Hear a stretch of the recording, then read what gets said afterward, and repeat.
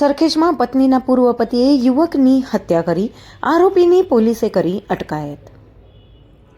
સરખેજ સ્થિત ફતેવાડી કેનાલ પાસે હમીદાનગર સોસાયટીમાં મહિલાના પૂર્વ પતિએ હાલના પતિને તેના ઘરની બહાર જ ચાકુ મારીને પતાવી દીધો હતો।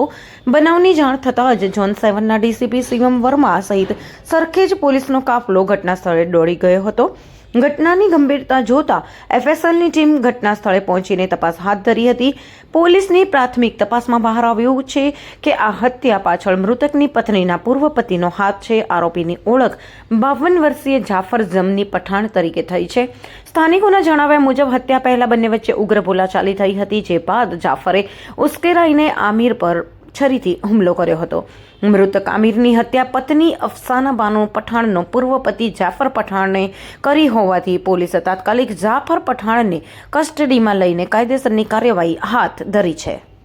સરખેજ પોલીસ સ્ટેશનની અંદર ફતેવાડીનો અમુક એરિયા આવે છે, તો ત્યાં આજરોજ પોલીસને પહેલાં પીસીઆર પર ફોન આવેલો, એટલે પોલીસ પીસીઆરની ગાડી ત્યાં ગઈ તો ત્યાં મારામારી થયેલી અને એક આરોપી ભાગવા જતો હતો, જે પીસીઆરને વર્દી મળી તેને પકડી લીધો। આખી હકીકત એવી છે કે જે આરસીસી રોડ હમીદાનગર છે, એમાં જે મરણ જનાર છે અમીર મુકીમ શેખ કરીને એ ત્યારે છે, એના લગ્ન આ બીજા લગ્ન છે, આ જે એની વાઈફ છે એના અગાઉના પતિથી એને 6 બાળકો છે। અહીંયા છે 2020થી તેઓ એની સાથે રહેતા હતા। આજરોજ એવી ઘટના બની કે જે આ મરણ જનાર છે અમીર કરીને એ જે એના બાળકો અને એની અત્યારની પત્ની છે એની સાથે કંઈ મગજમારી કરતો હશે અને એનો મેસેજ એના જે જૂનો પતિ છે એને ખબર પડતા તે ત્યાં આવેલો અને બંને વચ્ચે મારામારી થઈ। એમાં જે આરોપી છે જાફર ખાન ચીમની ખાન પઠાણ એણે છરી વડે હુમલો કરતા જે અમીર મુકીમ શેખ છે એનું ઘટના સ્થળે મરણ થયેલું છે। નહીં, આમાં અત્યારે તપાસ ચાલુ છે, પરંતુ જે પ્રાથમિક માહિતી છે એમાં આરોપી અને મરણ જનાર બંનેનો કોઈ ગુનાહિત ઇતિહાસ નથી। મેં આપને જણાવ્યું પ્રમાણે બનાવ બન્યો એ વખતે જ પીસીઆર ત્યાં પહોંચી અને ઘટના સ્થળેથી જ આરોપીને પીસીઆરની માણસોએ પકડી લીધેલ છે। અત્યારે પૂછપરછ ચાલુ છે અને એના પછી કાયદેસરની કાર્યવાહી હાથ ધરવામાં આવશે।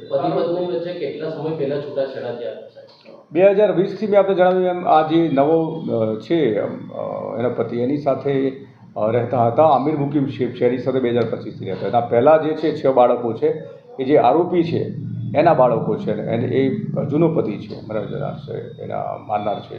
આરોપી સાથે અન્ય કોઈ હતા કે પછી એકલો જ આવ્યો હતો? નહીં, જે મેં આપને કહ્યું એ પ્રમાણે જે બનાવ બન્યો એ વખતે કોઈકે જાણ કરતાં કે તમારી દીકરીને એને મારે છે, એટલે જે એનો ઓરિજિનલ પિતા છે જે જૂનો પતિ છે એ આવેલો ને એને સાથે ને મરણ જનાર સાથે, એટલે આરોપી અને મરણ જનાર બંનેની વચ્ચે ત્યાં એક ઘર આગળ જ મારામારી થયેલી ને એમાં જે આરોપી છે જાફર ખાન પઠાણ એણે છરી વડે હુમલો કરતા જે અમીર મુકીમ શેખ છે એનું ઘટના સ્થળે મોત થયું। હા, એને માઇનોર ઈજા થઈ છે, એની સારવાર કરાવી છે પોલીસે।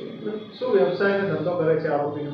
જે મરણ જનાર છે વેલ્ડિંગનું કામ કરતો હતો અને જે મારનાર છે એ છૂટક મજૂરી કામ કરે છે। જે મરણ જનાર